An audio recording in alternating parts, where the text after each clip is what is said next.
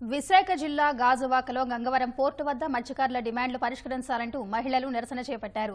వారం రోజుల నుంచి ధర్నాలు చేస్తున్నా అధికారులు స్పందించడం లేదని మహిళలు వాపోయారు. తమ గ్రామాలను ఖాళీ చేసి పోర్టుకు అప్పచెప్పామని, ఇప్పుడు తమ కుటుంబాలను ఆదుకునేవారు లేరని ఆవేదన వ్యక్తం చేశారు. చాలని వేతనాలతో కుటుంబ పోషణకు తీవ్ర ఇబ్బందులు పడుతున్నామన్నారు.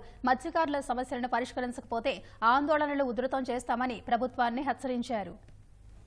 నెలలు వెళ్ళిపోయి 7 నాలుగు సరిపడుతుంది. మాకు ఇస్తానన్నది ఇవ్వట్లేదండి. కలెక్టర్ కూడా లెటర్ ఇచ్చేసాడు, ఇచ్చిమని ఇచ్చేసినా ఇవ్వకంటున్నాడు సారు. మాకు డిమాండ్ ఏంటి? 36,000 రూపాయలు జీతం, 50,000 లేకపోతే రిటైర్మెంట్ పెట్టేసుకుంటే 50 నచ్చలు ఇచ్చిడమే. మా గంగ తీసుకున్నాడండి, మా హక్కులు అయ్యి మా భూములు తీసుకున్నాడండి. మా భూములు మాకు ఇచ్చిమనండి, మా గంగ మాకు ఇచ్చిమనండి. అంత మాత్రం దిగిరాము ఆ డిమాండ్ మీద ఉండిపోతాం. ఇక్కడ వచ్చి కూర్చుంటే పోలీసులు బంధుతోటి పార్టీకరంతో బాధిస్తున్నారు. గంగవరం అదాని పోర్ట్ వచ్చేటప్పుడు మాకు చాలా వాగ్దానాలు అతను ఇచ్చాడు అనమాట. ఇచ్చిన తర్వాత మేము ఏం చేసామంటే మా ఊరిని ఇచ్చాము, మా జీవితాలు కూడా అతనికి అర్థిచ్చాం. ఈ రోజు మాకు అన్నం తినాలంటే చాలా కష్టంగా ఉంటుంది. మా పిల్లలు పోషించుకోలేకపోతున్నాం. అతను ఇచ్చే 12,000 13,000 శాలరీతో మేము బతకలేము. మాకు గతంలోనే 36,000 శాలరీ ఇస్తానన్నాడు. మాకు అదేనే కావాలా? లేదు అనుకుంటే 50 లక్షలు ఇయరేనే కావాలా? లేదు ఈ రెండుకు అతను దిగి రాలేదనుకో మా భూములు మాకు ఇచ్చేసి మా సముద్రం మాకు ఇచ్చేస్తాడు. మా మగవాళ్ళు ఉన్నా లేకపోయినా మేము ఆడోళ్ళమైనా